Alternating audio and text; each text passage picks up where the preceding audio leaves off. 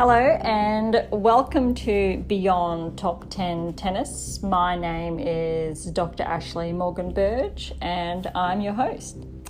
I am an author of 11 books. I've been a CEO for 12 years. I am the founder of a startup that looked to rival the likes of Facebook, Instagram, LinkedIn and Twitter, wrapping them all under one roof with data privacy at its core. I am an elite performance coach of near 18 years, having coached players through Europe, North America to Australia. And most excitingly and probably most importantly, I am actually, in fact, the world's leading scientist on coach and athlete performance, specifically when we're looking at tennis and using it as a blueprint that uncovered how to develop top 10 players, which is incredibly exciting, something that had actually never been uncovered before. So from a scientific standpoint, it is incredibly exciting, but from a coaching and former playing standpoint, it is phenomenal. And that is what Beyond Top 10 Tennis is all about. My work includes mitigating injury through to pathways that specifically look at developing top 10 players. I'm also behind the theories such as the optimal performance theory, the V by Dr. B, the rule of transference, coined such terms as the barrier breaker through to the golden rule, and there's a lot more where that came from. Each episode, we're going to delve into one of these books. And obviously, I'm in good company there. And we're going to delve a bit deeper into the key sections to share additional insights that we're really going to discuss. Get excited because today's episode is something I'm really passionate about. And I really hope you are too, and that you really hang on tight and enjoy the ride.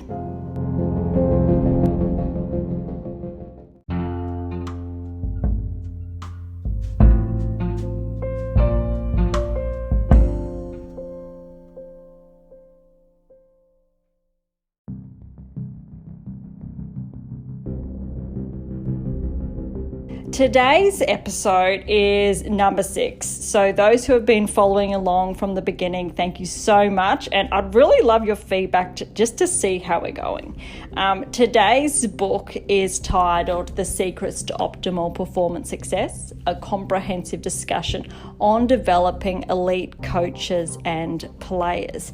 If you'd like to follow along today, we're on page 51.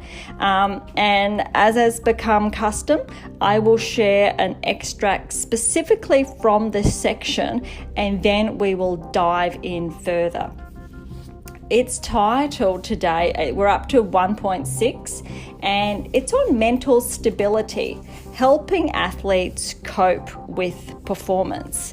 Now, you may recall from an earlier episode that we really focused on mental health, specifically looking at depression and anxiety. So today we're really looking at the overarching term, but it really is drawing on what has been discussed and just really setting the pathway clear. I have a background in the mental health space, specifically as a chairperson of not-for-profit boards, and really helping them look at new strategies to get the message across to where it really counts, because I think hopefully we can all agree on how important the topic is, probably now more than ever. And when we're really looking from a scientific standpoint, the data doesn't lie. And if there's anything it really tells us is that it's time to take this, it's more serious, but to remove the stigma around it. And if we look at an athlete or a player specifically, their physical health and how they're performing, we know that's incredibly closely tied to their emotional health, so their general well-being. And then it's also incredibly important to acknowledge their mental health. So if we can start looking at physical health, emotional health, and mental health all under that one banner, then we're going to be a lot better off when we're looking at moving forward and developing the athlete as a whole. Let's get started. Mental health issues have an immense impact on society and undoubtedly every person, whether they admit it or not. They will either experience or know someone who goes through a form of mental illness and help them through it at some stage in their life. That is a very important, not only fact, but just statistic there to really run home with, is that it's so common. It's more common now than ever before, but perhaps most significantly, it's because noise is being made around it. People are beginning to be more vocal about coming out and just putting their hand up. And as I've done in previous episodes, I put my hand up. I've been there as an athlete and experiencing issues around my mental health. And it is an incredibly challenging topic for a player and or athlete to deal with, especially in those adolescent years. And it could really be as close as or as simple as just not knowing what's next. Not knowing, I'm performing well, but what lies ahead? Or it could be the polar opposites. I am not doing any good. My results are not where I would like them to be. So I'm feeling pretty miserable. Now, all of those emotions are incredibly valid and they really come under that mental health banner. And the more we can build conversations around this and to ensure athletes and players experience these emotions, feel included, then the better off we all are. Unfortunately, there exists a big stigma on the word mental and illness due to the narrow-mindedness of these words established well before they became commonplace in today's society. The more we are all willing to accept and acknowledge that this health issue, which is really what it is, will occur at some stage in a person's life, the more acceptable this becomes and easier for those going through these feelings, emotions that impact their daily life to talk about it and get the help they need. Now, that is a very big one, very important, very loaded, because we can look at the help they need specifically as they could just really need their coach to understand them. And that's all. It could be that simple. And it's the same with their parent and or guardian, just to have that ear. And a lot of the time, adolescents in particular, they will shy away from talking to their parents about this. And nothing's wrong with that. Obviously, if they do come to you, that's wonderful. But I'm trying to nudge the topic here to say, if they are obviously that athlete or player, who do you think that next person is they're going to go to? If you're the coach, it's you. They're going to want to sit down with you. I cannot tell you how many players and athletes over the years who have come to me, whether that's directly or indirectly. And obviously directly is they've just come down and wanted to have a chat with me. And then it really turns into something different that maybe neither of us was anticipating, but it's really being present in that moment and being that adult that understands what's going on and to being able to help them through whatever it is they're experiencing. On the other side, the indirect is noticing or being familiar with certain patterns of behavior and then seeing your player or athlete kind of go a little bit different, that they're a little bit off, keeping that close eye and then initiating those discussions. And we're not talking about just getting to the root of it. We're talking about just lending that ear. And more often than not, it's so important to be able to let that 14, 15, 16-year-old know that you are there and you are listening. And you know what? Maybe you don't have all the answers, because let's be honest, no one has all the answers. I do not have all the answers. But to be able to say that and to say, let's figure this out together.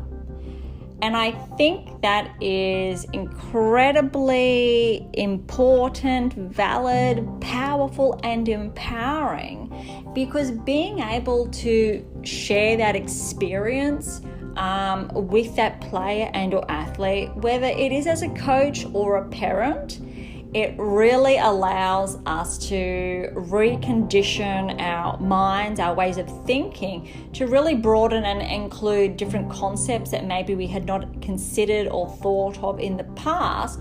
So then not only are we helping that our child or the player or athlete in front of us, but it also better prepares us for next time. And it really gives us a wonderful opportunity to reflect on underlying causes and to see how you can play your part in making it that little bit better. So what does this have to do with sport in general? Players and athletes alike go through an emotional roller coaster when they begin competing in sport, touched on earlier in the chapter. This roller coaster, however, gets faster, bumpier, and scarier the further they progress. And I think this is incredibly important. A lot of players or athletes, and I'll say specifically in tennis here, I'll use as an example, there's two sides of the coins, as in there can be a player that really wears their heart on their sleeve, and they show all of their emotions, every single emotion, it's out there and you see it, all right? But then you also have the other end where those emotions are hidden and they are kept under wraps. And there is no right or wrong. It's essentially the same as an introvert or extrovert. There is no right or wrong. It's just individual personality traits and however they feel comfortable expressing their emotions. Irrespective, it doesn't mean that there isn't something they aren't showing or they're not hiding, either or, because on one end they could be showing everything and they're fine, all right, they're coping really well, or on the other end they really could be showing all of their emotions, but at the end of the day they get home and they're feeling a bit sad and they're not sure what to do with that. Because on the other side, the really quiet player, they're good. They enjoy being just quiet and content and they're good. Or they're just quiet and it's because they're really struggling internally and they're not too sure how to juggle different thoughts. There's a myriad of different underlying, thoughts that any individual can have. And it's not just a player and athlete. Recall in previous episodes that it's really focusing on that humanized approach. And by that I mean treating that player or athlete as an individual that experiences emotions just like you and me and anyone out there. And it's really important to remember, just because they have their athlete or playing hat on, they are still human. They are still an individual. If they're a player, there's a good chance they're still at school, depending obviously what age bracket we're looking at. But if we're looking at the adolescents, it's very likely that's where they are. And even if we're looking at late teens, early 20s, and you are a professional athlete. You could be ranked 800 in the world, 200 in the world. Maybe you're inside the top 70 in the world. It doesn't make a difference. These emotions are universal, and the pressure is real. The pressure you feel when you are inside the top 70 in the world, it has a lot of similar traits than when you were 500, to when you were fighting for those first ranking points, to when you were looking to win your first tournament. There's a lot of, behaviors that are transitional, and they're essentially carried with you throughout your journey. And it's incredibly important to be mindful of the roller coaster that's there, ups and downs. You'll get better at handling these emotions in time, and then new ones will come, and you think, I thought I had figured out how to deal with these emotions. And then it starts again. Because dealing with your physical performance, you get really good, and then you push it a bit further. And the same happens when we're looking at your mental health, is that you will get really good at handling something and working through that, which is incredibly normal. And then something else will come along and it'll nudge you a bit further. And if we really want to simplify it, it's just as simple as growth. Is that you are an individual, you are human, and you are growing. You are growing physically, emotionally, and mentally. Depending on how these mental and emotional changes are handled is dependent on how the athlete is affected. However, in order to understand these changes, athletes first need to be able to talk about them and be reassured that this roller coaster encompasses the ups and downs of sports performance, which is what we were touching on there. And it's incredibly important to acknowledge that you were signing up for a roller coaster. If you put your hand up to say, I'm going to be a professional athlete. And if we're looking at tennis here, you're putting your hand up, you're putting the hard yards in, and you know what? You could be 12 years old. And as a coach, you need to be mindful of that, and that different challenges are going to present themselves to the 12-year-old you, and then new ones are going to come about for that 15-year-old you. And then the 18-year-old through 25-year-old to the 32-year-old. And you know what? By the time you retire, there's going to be new ones there as well. It keeps going. And that's incredibly important to be mindful of. Maybe it is not what you wanted to hear, but that's irrespective if you are the coach or the player or the parent.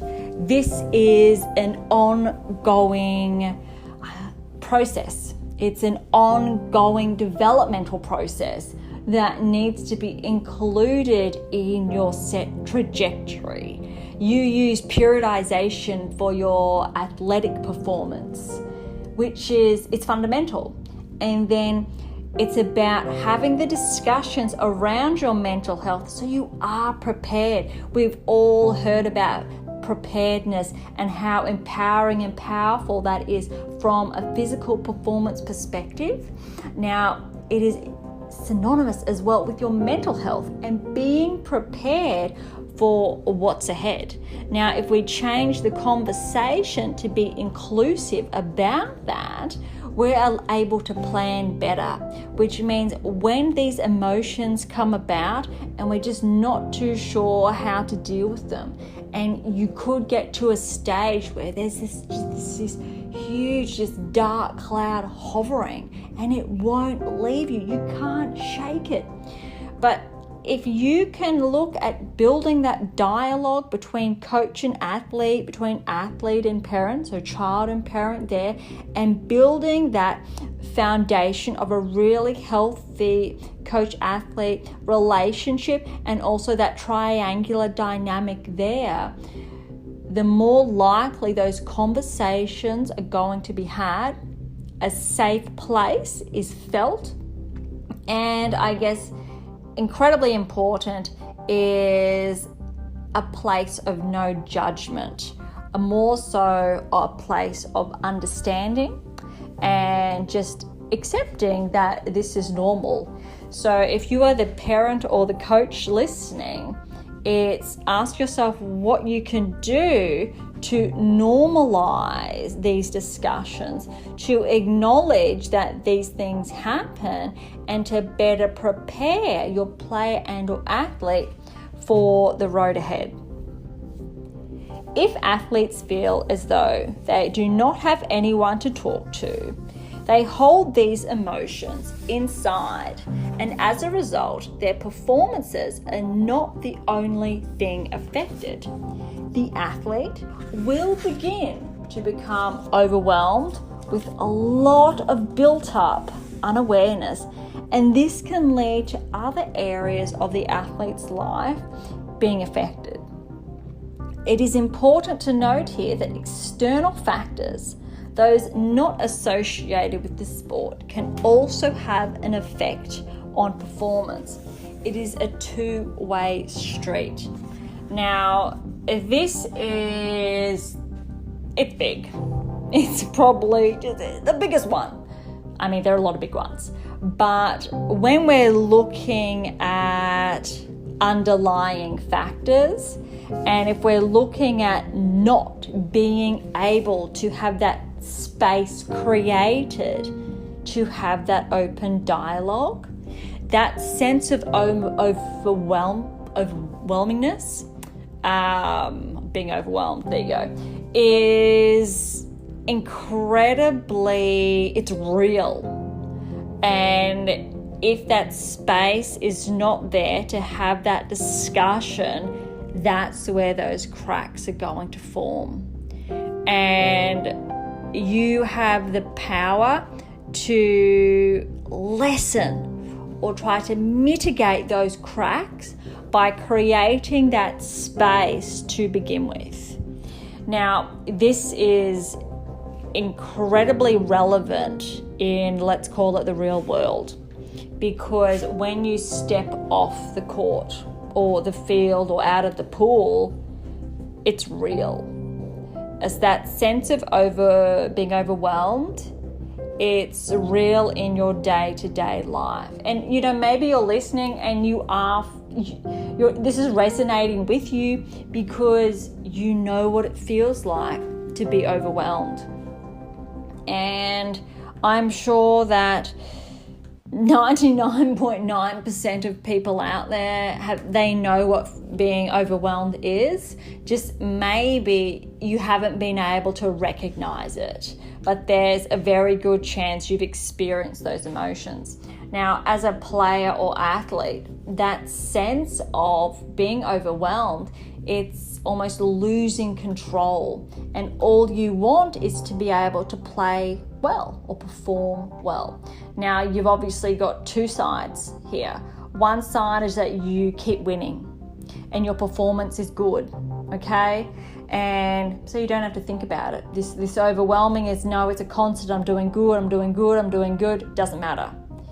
Until one day they lose.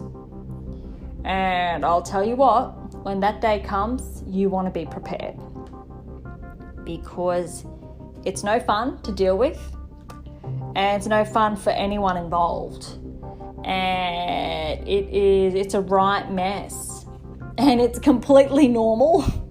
And I really need to be clear here that it's really normal, though having the tools to begin with and creating that space can better prepare everyone that's involved and to loosen or lessen the impact.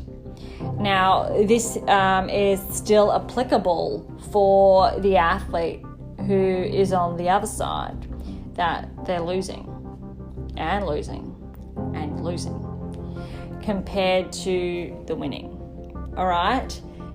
That sense of being overwhelmed is still there. And it's incredibly important to recognize that it's not always associated with what you think. And we can't say, okay, they're fine because they're winning. Maybe they're not fine because they're losing. Or maybe they're not fine just because they're used to winning or used to losing. It's incredibly unhealthy to associate an outcome of a performance with someone's mental health, because it's setting them up to think this is how they're expected to behave.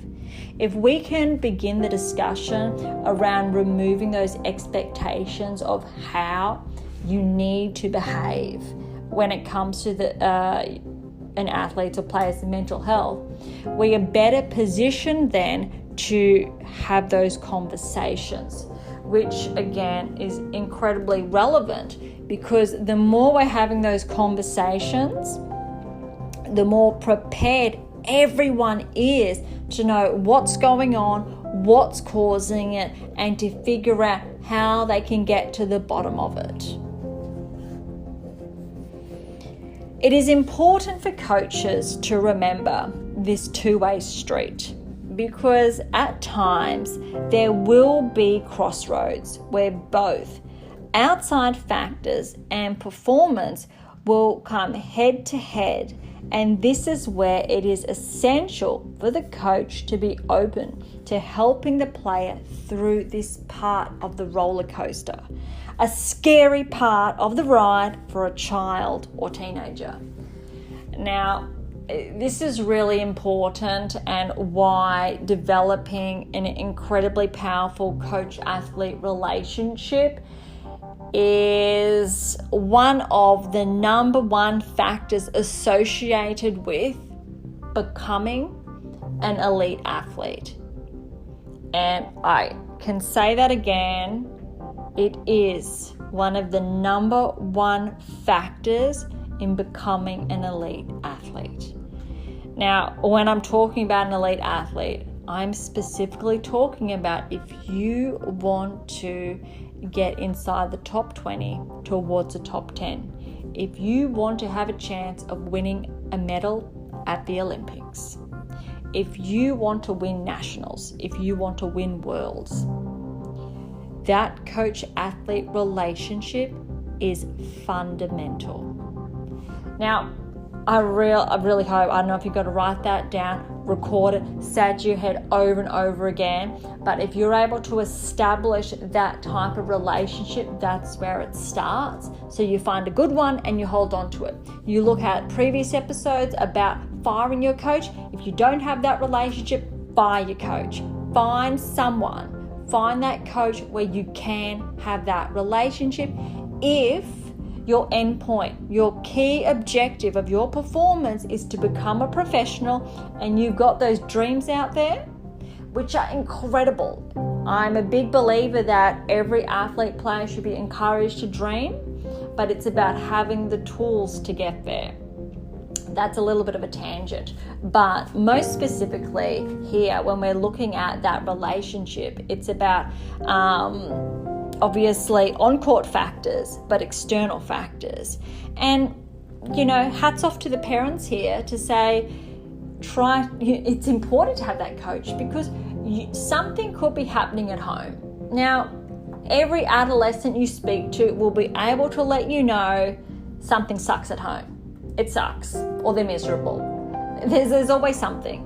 Now, I'm saying that with the best intentions, because we can acknowledge no family is perfect, though it's just about the different perceptions and perspectives.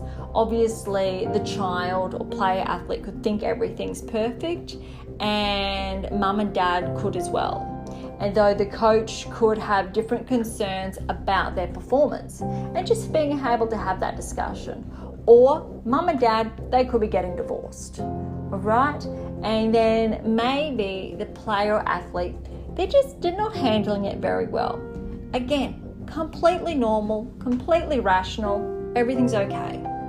But it's just being conscious as a coach that these things could be happening and being prepared to just lend a sounding ear and being able to also have a discussion with mum, dad, their primary guardian about, you know what, they're not feeling the best these days. It's something just to be mindful of. Now, I'm not talking about here crossing any lines.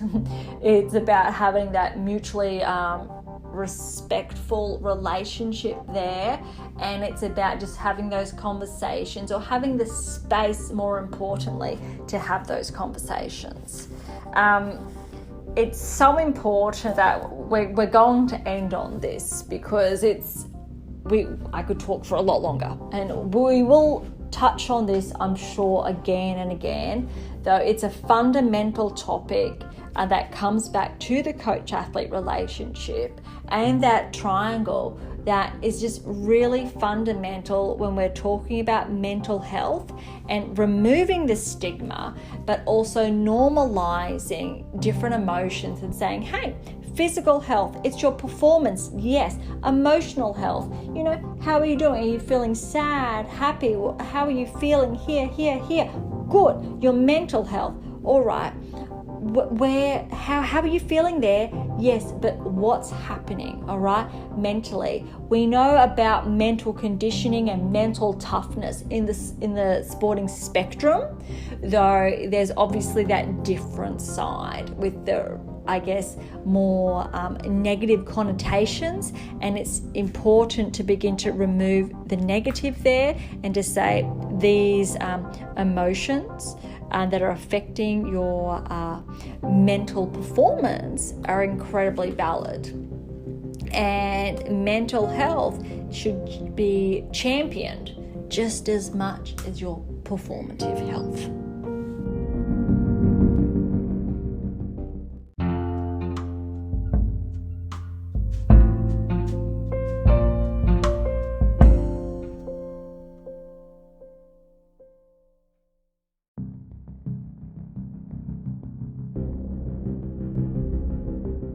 Thank you so much for listening. It's a really important topic, so I hope you enjoyed it.